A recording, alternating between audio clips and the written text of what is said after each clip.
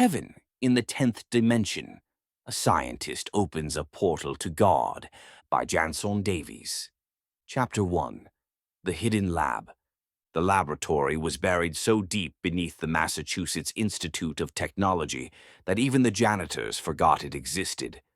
A narrow stairwell descended into silence, the air growing colder with each step, until the hum of fluorescent lights gave way to the pulse of machines that should not have been built. Dr. Samuel Prescott stood alone in that chamber, a man consumed by obsession.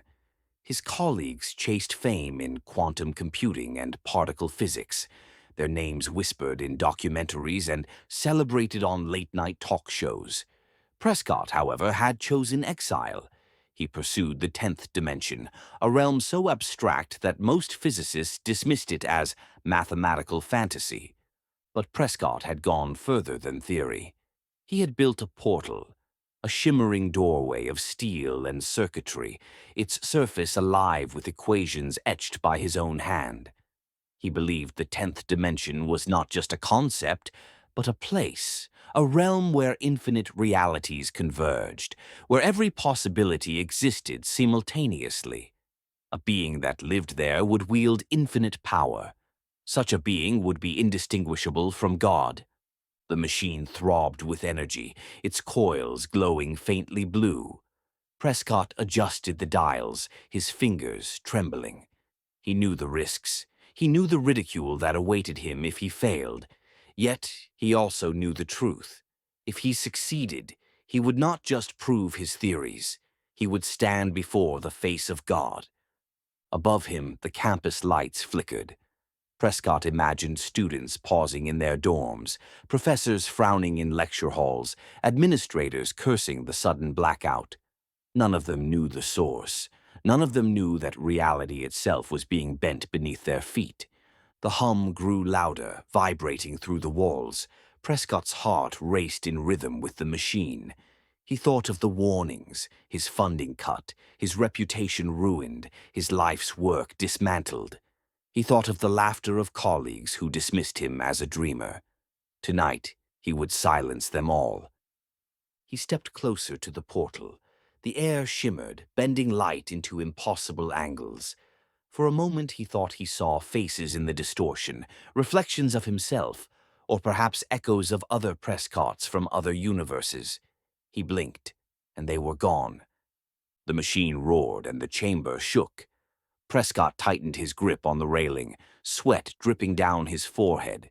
He whispered to himself, a prayer or a promise. If God exists, I will find him. And with that, he prepared to step into the unknown. Chapter 2. The Last Warning. The letter had arrived weeks ago, stamped with the seal of the university. Prescott had read it once, twice, then torn it into strips and fed it to the shredder. But the words lingered in his mind like a curse. Your funding is terminated. Your laboratory will be dismantled. Your research is no longer viable. The administrators had smiled politely when they delivered the verdict, their voices dripping with condescension. They spoke of responsible science, of practical applications, of fields that attract donors. Prescott's work, they said, was too speculative, too dangerous, too absurd. But they did not understand. None of them did. Prescott had spent years in exile beneath the campus, chasing equations that bent reality into spirals. He had mapped the dimensions like a cartographer of the impossible, each layer stranger than the last. And now, standing in the dim glow of his machines, he knew he was closer than ever. The warnings echoed in his mind as he paced the lab. His funding gone, his reputation ruined, his life's work about to be erased.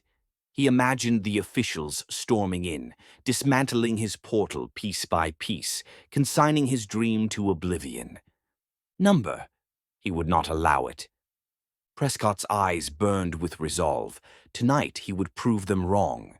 Tonight he would step through the portal and return with proof that the 10th dimension was real. Proof that God, or something beyond comprehension, waited on the other side. He tightened the straps of his lab coat as though it were armor. His hands hovered over the controls, trembling not with fear but with anticipation. Above him, the campus was alive with ordinary routines, students laughing in dormitories, professors lecturing in halls, janitors sweeping corridors. None of them knew that beneath their feet, reality itself was about to be torn open. Prescott whispered to himself, a vow spoken into the hum of machines.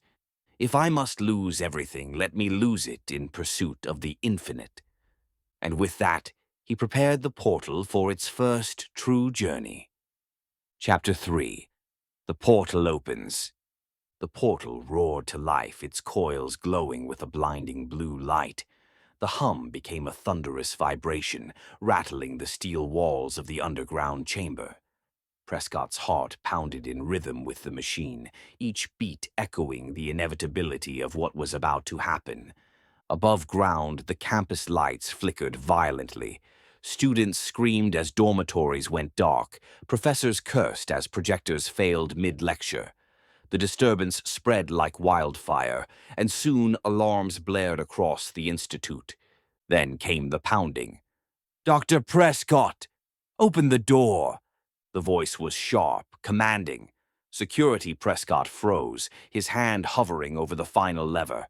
The pounding grew louder, fists hammering against steel. "Shut it down, Doctor! You're destabilizing the power grid!" Prescott ignored them. He adjusted the dials, sweat dripping down his forehead. The portal's surface shimmered, bending light into impossible angles. He thought he saw faces in the distortion, reflections of himself, or perhaps echoes of other Prescotts from other universes. The door shook as security rammed it with a battering bar. The hinges groaned. Prescott knew they would break through any moment. "Dr. Prescott, this is your last warning." He whispered to himself, a vow spoken into the roar of the machine. "If God exists, I will find him." The door burst open. Armed guards flooded the chamber, their flashlights slicing through the haze. "Step away from the machine," one shouted, leveling his weapon. Prescott turned, his eyes blazing with defiance. "You don't understand. I'm already gone." And with that, he stepped into the portal. The guards lunged, but too late. The vortex swallowed him whole, twisting time and space into a kaleidoscope of eternity. For a heartbeat, the chamber was filled with blinding light. Then silence. Prescott was gone. Chapter 4. The Gathering of Angels. The vortex spat him out into blinding radiance. Prescott staggered forward, his lab coat fluttering as though caught in a storm of light. The air was thick with warmth, yet it carried no heat, only a strange vibration that seemed to hum inside his bones. When his vision cleared, he realized he was not alone. They surrounded him, angels. They were as he had imagined from centuries of human myth. Winged figures robed in white, golden sashes draped across their forms, halos burning like miniature suns. Some held a crystal globe, glowing faintly, as though containing the life force of humanity itself. Their hair flowed like rivers of light, cascading down their shoulders in waves of impossible beauty. Prescott's breath caught in his throat. He had expected something alien, incomprehensible. Instead, he found himself in the presence of beings that matched humanity's oldest visions of the divine. The angels stared at him in shock. A mortal intruder had stepped into their sacred domain. Their wings rustled, a sound like thunder rolling across the horizon. Prescott clutched his lab coat tighter, suddenly grateful for its whiteness. It made him look less out of place among them. He approached one of the angels, his voice trembling. "Take me to God." But she did not respond. Her eyes glowed with confusion, her lips unmoving. Prescott tried again, louder, but the words fell into silence. They did not speak as humans did. Their communication was something else, something beyond sound. Desperate, he raised his hands, pantomiming a throne, a crown, a gesture toward the heavens. The angels tilted their heads, bewildered. His crude gestures seemed almost childish against their solemn grace. Frustration gnawed at him. He had crossed the threshold of reality itself, and yet he could not make himself understood. The angels began to circle him, their globes glowing brighter. Prescott felt their gaze pressing against his mind, as though they were trying to read him without words. He shivered, unsure if they saw him as a guest or an intruder. In the distance, beyond the radiant plain, Prescott saw it, a city of golden spires rising into the sky. Towers gleamed like fire, bridges arched across rivers of light, and at its center stood a palace vast enough to house eternity. Prescott's pulse quickened. If God existed, he would be there. Without waiting for permission, Prescott began walking toward the city. The angels followed silently, their wings whispering against the air. He felt their presence behind him, a procession of divine watchers escorting a mortal toward destiny. And as the palace loomed closer, Prescott realized the truth. He was not being guided. He was being judged. Chapter 5. The Golden City. The city rose before him like a vision from Scripture, spires of gold piercing the heavens, bridges arched across rivers of light, towers gleaming with impossible fire. Prescott's breath caught in his throat. Every step toward it felt heavier, as though gravity itself resisted his intrusion. The angels followed in silence, their wings whispering against the radiant air. He could feel their eyes on him, a weight pressing against his mind. Were they guardians, judges, or executioners waiting for the right moment? The palace loomed at the city's heart, vast enough to house eternity. Its gates shimmered with symbols that shifted as he looked at them. Mathematical equations one moment, ancient runes the next, then shapes that defied comprehension. Prescott's mind reeled. He recognized fragments of his own research etched into the shifting patterns, as though the city itself had been waiting for him. He stepped inside.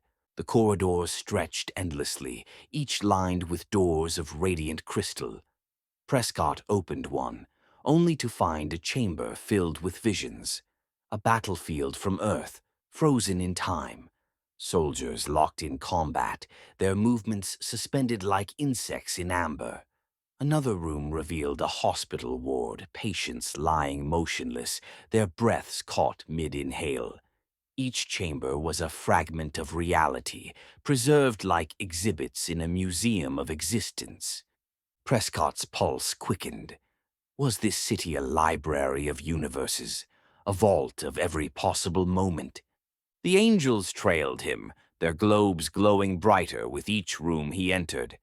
He began to sense their unease, as though his presence was disturbing the balance of this place.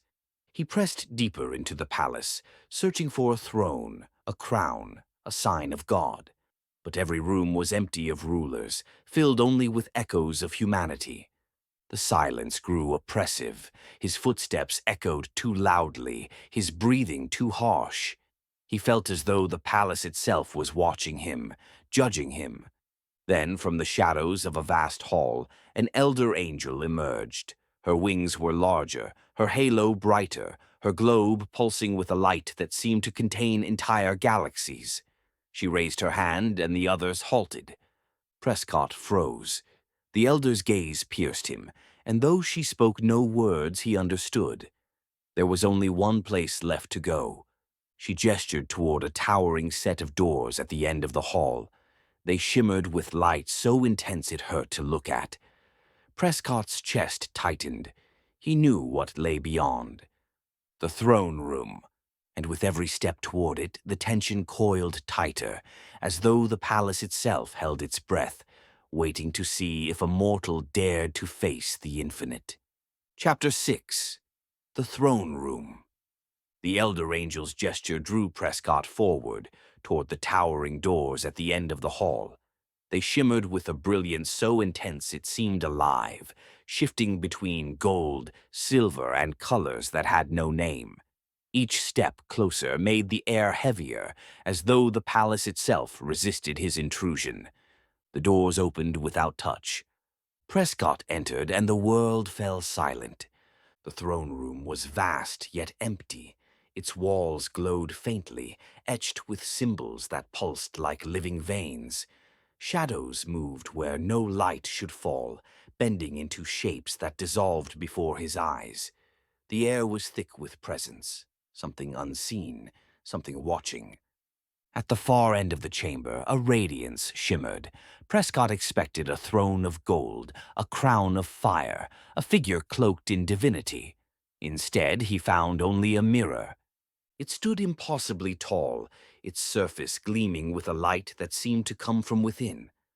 Prescott approached slowly, his footsteps echoing too loudly in the silence. He peered into the mirror, and at first he thought he saw God, a figure vast and luminous, a presence beyond comprehension. But as he drew closer, the image resolved into something far more familiar. His own reflection. Prescott staggered back, his breath caught in his throat. The mirror showed him not as he was, but as he might be, versions of himself fractured across infinite realities. A Prescott who had abandoned his research, a Prescott who had died young, a Prescott who had conquered worlds. They flickered across the glass like ghosts, each staring back at him with silent accusation. He turned, desperate for answers, and froze. The room was no longer empty. Angels filled the chamber, kneeling in silence. Their globes glowed brighter, casting prisms of light across the walls. Prescott felt their gaze pressing against him, not with hostility, but with reverence. The realization struck him like lightning. The mirror was not showing God, it was showing him. And in that moment he understood the deeper meaning. The divine was not a distant being. It was within. We are all God. The angels bowed lower, their wings spread wide, their halos burning brighter. Prescott stood trembling, caught between awe and terror. He had crossed into the 10th dimension seeking God, and found himself instead. The silence deepened, heavy with mystery. The mirror pulsed once as though alive, and Prescott knew the journey was far from over. Chapter 7. The Mirror's Test. The silence in the throne room was suffocating. Prescott stood before the mirror, his reflection fractured into infinite selves, each flickering like shards of broken glass. The angels remained kneeling, their halos glowing brighter, their crystal globes pulsing with light that seemed to sync with the beating of his heart. Then the mirror changed. The surface rippled, no longer a simple reflection, but a living canvas. Prescott saw visions, humanity's triumphs and failures, wars and peace, mercy and cruelty. He saw cities burning, oceans rising, children laughing, lovers embracing. Every possibility unfolded at once, a kaleidoscope of existence. Prescott staggered back, overwhelmed. The mirror was not showing him God, it was showing him choice. A voice filled the chamber, though no lips moved. It was not sound, but thought, pressed directly into his mind. You sought God.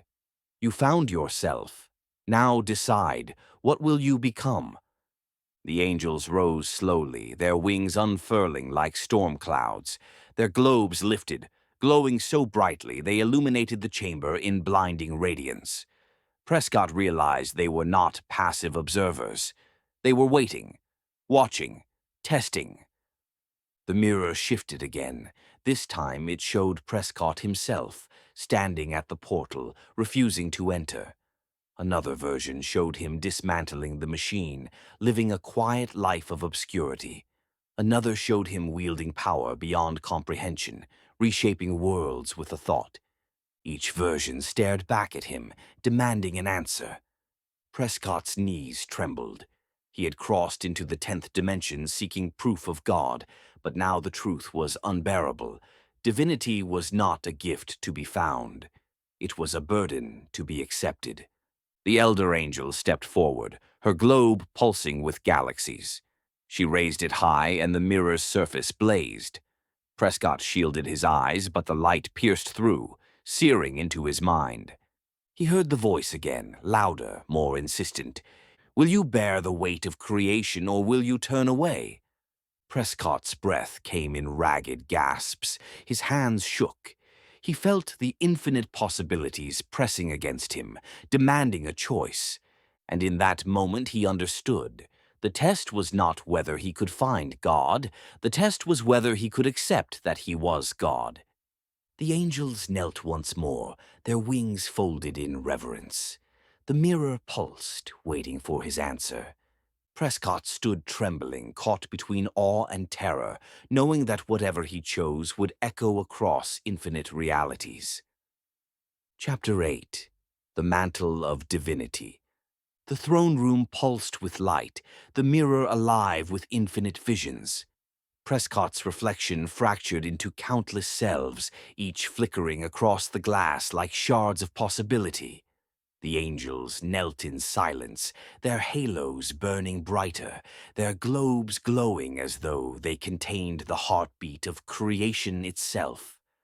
Prescott's breath came in ragged gasps. His knees trembled beneath the enormity of the question. He had crossed into the 10th dimension, seeking proof of divinity. But now the truth was unbearable. The mirror was not offering him knowledge. It was offering him power. Visions surged across the glass. He saw himself reshaping worlds, bending time, erasing wars before they began. He saw himself worshipped, feared, adored. He saw himself corrupted, twisted, consumed by the very power he sought. Each possibility burned into his mind, demanding an answer. The elder angel stepped forward, her wings unfurling like a storm. She raised her globe, and galaxies swirled within it, stars collapsing and reforming in endless cycles. Prescott felt the weight of eternity pressing against him, crushing his mortal frame. "Creation is fragile," the voice whispered. "To hold it is to suffer. To suffer is to understand. To understand is to become." Prescott's hands shook. He thought of the university officials who had mocked him, the colleagues who had dismissed him, the years of solitude spent chasing equations no one believed. He thought of the portal humming beneath MIT, the students above who had no idea reality itself had been breached. And then he thought of humanity, fragile, flawed, beautiful. Could he bear the weight of their existence? Could he become the God they had always imagined, or would he destroy them in his imperfection? The angels bowed lower, their wings spread wide, their halos blazing. The mirror pulsed once, twice, then stilled. It waited. Prescott stepped forward, his reflection staring back at him with infinite eyes. He raised his hand, trembling, and touched the surface of the mirror. The chamber erupted in light. Every angel cried out without sound, their globes blazing like suns.